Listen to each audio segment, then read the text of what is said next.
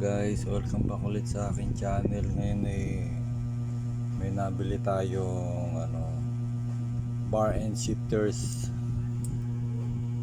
Bala kong palitan yung aking gravel nitong ganito para malapit lang sa kamay ang ating shifter. Malapit din tong, kaso iba yung shifter kasi nun merong part na tumatalon siya kaya gusto ko siyang palitan ng ganitong shifter. Nabili ko lang to 150, dalawa. Shimano, ewan ko kung non-series yata, basta nakalagay sa kanya Shimano. Shimano. Ayan guys, kung makikita nyo, Shimano siya pero ng series. Yung bago kong assemble na kung hindi ko siya matitipuhan, baka ito gamitin ko. Ito yung sa aking Pixie Narrow to, so super narrow, 48 lang yata. Mas narrow tong isa, mas narrow tong Classic. Super narrow nito, napaka-cated, kaya nakakasingit ako nung dati ng kahit sobrang liit ng puwang, kaya ko sumingit. Kaya kung hindi ko matitipuan yung bago kong assemble, gagawin ko lang ng ganito. Simple lang naman ang paggamit nito.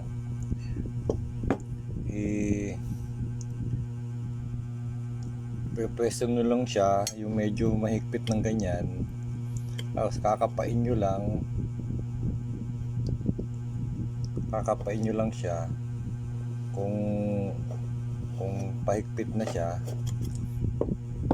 kung hindi naman lumihigpit,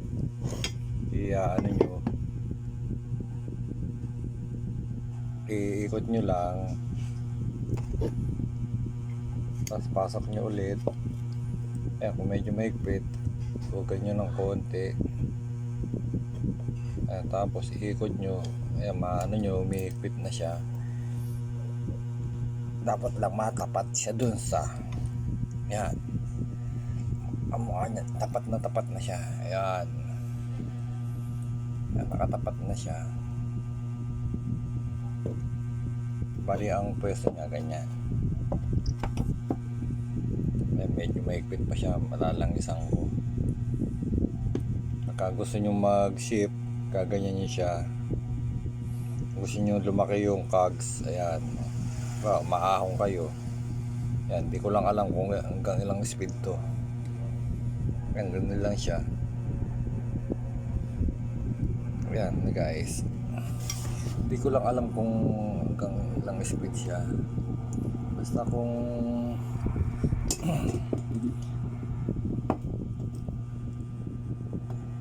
ayan, ganyan siya ang forma niya. Ang kable dito ano siya rito, gagapang siya. Ito kasi walang malalim dito na dadaanan ng kable, kaya mapapansin nyo siya rito, mubukol. Hindi kamukha ng ibang, kamukha nito, meron siyang malalim na dadaanan ng kable. Ayan. Kaya pagdaan dito ng kable, pagdating dito medyo mawawala siya ng konti. Kaya kapag nakahawak kayo dyan, walang nakabukol. Ito narrow din to. Nabilang ko nito, taga Cubao. Nagmita pa kami sa Cubao. To, puro balot ng ng electrical tape. Akala ko kulay black siya, pero electrical tape pala. Kaya nung tinanggal ko electrical tape, ganyan ang kulay niya. Pero sabi ko okay lang, ganda naman ang niya. Ganda naman ang fit niya sa akin. Ito yung nakalagay sa akin Pixie dati. And sige guys, tignan natin kung papalitan ba natin ng ng ganito yung gravel o yung bagong assemble ko. Tignan natin. Ayan guys, hanggang sa susunod ulit. Wala tayong masyadong biyahe ngayon, kukunti ang mo-order yan, kaya na lang kung ano-ano lang ating ginagawa. Kaya sana kahit pa paano yung ibang baka gusto rin ng ganito, kasi parang nawawala na yung ganito, yung thumb shifter na saka yung mga STI ang gusto ng mga kabataan ngayon. Pero may kabataan din ako nakikitang gusto classic. Ang mukha nung isang beses classic ang dala nung bata. Sige guys, hanggang sa susunod na video ulit.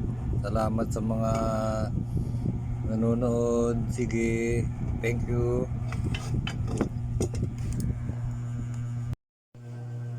Yan guys, puputulan natin ngayon ang ating handlebar. Hindi ako sanay ng masyadong mahaba. Ang hirap, di ako makasingit. Yan, ganyang kalaki ang ating babawas para makitid siya.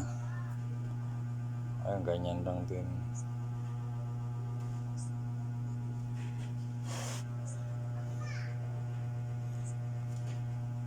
Sige, sana lalayo-layo ko siguro ng konti. Uunahin ko to kasi may shifter to eh. May shifter to, kaya uunahin ko tong putulin. Kung ilan yung mapuputol ko rito, susukat ko na lang doon. Ganun siya guys. Yan, ginahitan ko na siya.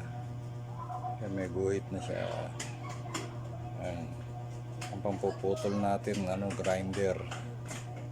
Meron lang tayo dyang grinder. Nabili lang natin ang bumurahin sa Shopee.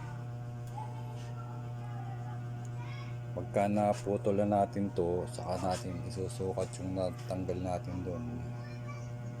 Ayan.